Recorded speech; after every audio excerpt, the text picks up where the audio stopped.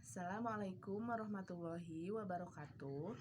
Perkenalkan, nama saya Yulianti Pertiwi, kelas NR3 Prodi PG PAUD, salah satu mahasiswi di Universitas Pancasakti Bekasi.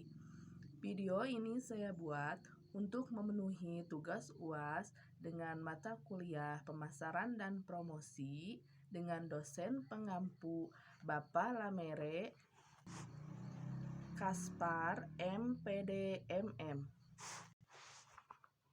yang berjudulkan memilih dan mengembangkan serta mengkomunikasikan strategi positioning.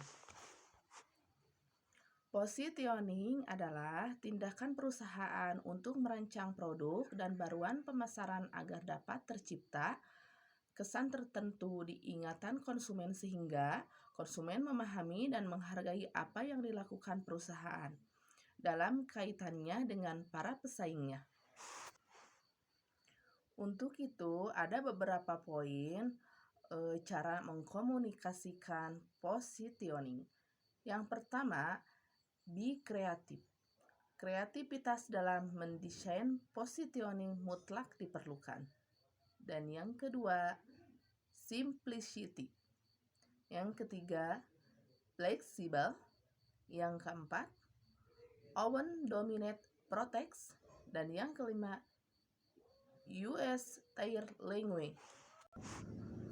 Dan untuk yang pertama yaitu be kreatif. Kreativitas dalam mendesain positioning mutlak diperlukan. Alasannya, desain positioning bukan standar-standar saja dan tidak memiliki daya tarik. Kreativitas ini diperlukan untuk merebut perhatian konsumen. Harapannya, positioning yang kreatif ini dengan gampang tertanam di benak para pelanggannya secara positif. Yang kedua, simplicity. Agar gampang dipahami dan diterima oleh pelanggan, positioning harus bisa disampaikan sesederhana mungkin. Dengan penyampaian yang sederhana, pelanggan tidak usah berpikir keras untuk memahaminya. Yang ketiga, fleksibel. Positioning yang baik harus dinamis. Positioning ini harus dikontekstualkan dengan tren perubahan yang ada, baik tren pasar maupun tren perilaku pelanggan.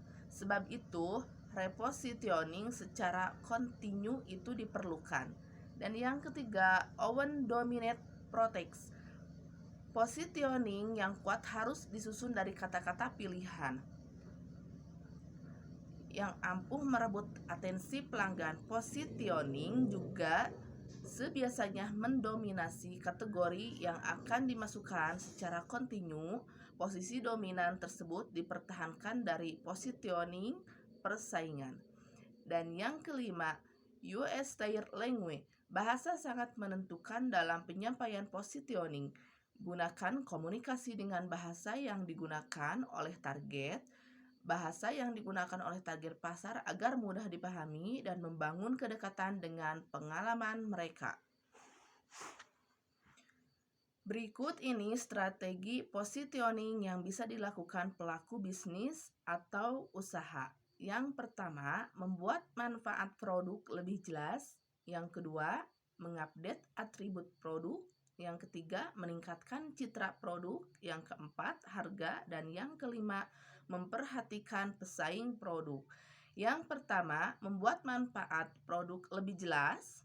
Saat pergi ke supermarket, contohnya menuju ke bagian pasta gigi, misalnya ada banyak sekali produk sikat gigi. Hal ini mungkin akan membuat pelanggan memilihnya secara acak jika semua memiliki manfaat yang sama untuk membersihkan gigi.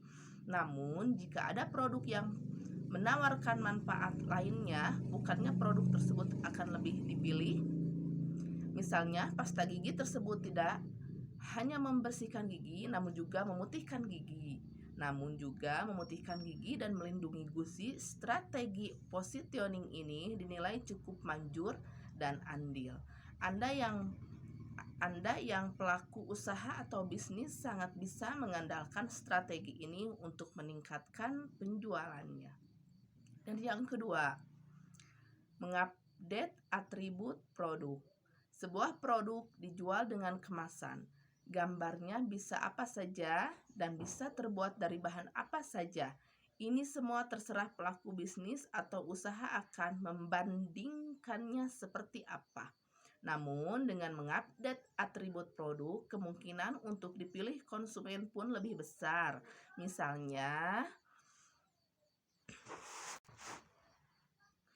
bulan Ramadan. Pada bulan Ramadan, pelaku usaha atau bisnis bisa membuat kemasan produk dengan tema Ramadan supaya lebih menarik dan sesuai dengan suasana. Dan yang ketiga, meningkatkan citra produk. Citra produk bisa meningkat berdasarkan pengiklan atau brand ambassador yang dipilih untuk mengiklan produk disebut. Strategi ini secara tidak langsung sangat berpengaruh pada daya beli pelanggan terhadap suatu produk. Pemilihan citra untuk mengiklan ini harus selektif. Misalnya saja pada produk sampo rambut bisa dipilih artis yang memiliki rambut bagus. Ini dilakukan supaya pelanggan berpersepsi dengan menggunakan sampo tersebut rambutnya agar sebagai artis yang mengiklankannya. Dan yang keempat, harga. Harga akan berkesinambungan dengan kualitas. Semakin bagus kualitas, maka semakin tinggi pula harganya. Namun, bagaimana jika kualitas tetap bagus namun harganya murah? Bukankah akan lebih menarik daya pelanggannya? Anda yang perlu pelaku bisnis atau usaha bisa mengandalkan strategi positioning ini. Strategi yang paling dasar dan bisa dinilai juga paling manjur dengan menyempurnakan atau memperbaiki kualitas produk yang ditawarkan atau bisa serta juga dengan harga yang tetap atau lebih murah.